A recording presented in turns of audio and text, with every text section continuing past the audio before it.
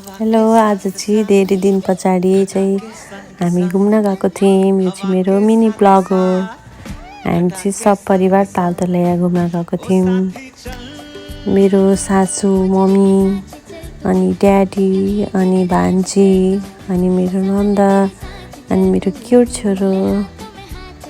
अनि हेर्नुहोस् न, यहाँ हामी चाहिँ गधादेखि डराएको क्या, तालतलैयामा गधा रहेछ।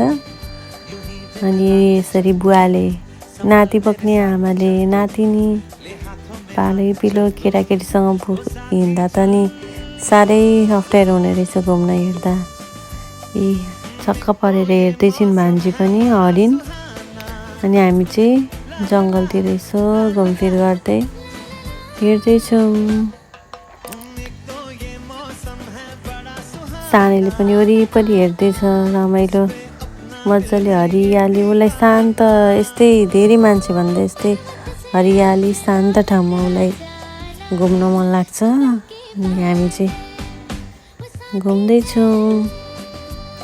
हामी चाहिँ खासमा 3 बजीतिर गएको थियौँ। अनि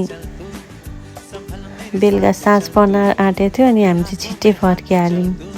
अनि यो चाहिँ हाम्रो फोटोको कलेक्सनहरू हेर्नु न, यहाँ जिब्रो देखाएर भाइले। अनि हामी चाहिँ सब परिवार। अनि यो चाहिँ मेरो हिरो, उसको फुपू चाहिँ फाउन्टेन पनि रहेछ। अनि म चाहिँ सानैलाई देखाउँदैछु, उहाँ हेर सानै पानी आउँदैछ भनेर उसले पनि मक्ख परेर हेर्दैछ। अनि हामी त्यस पछाडि 5 बज्न लागेको थियो अनि घर फर्क्यौँ।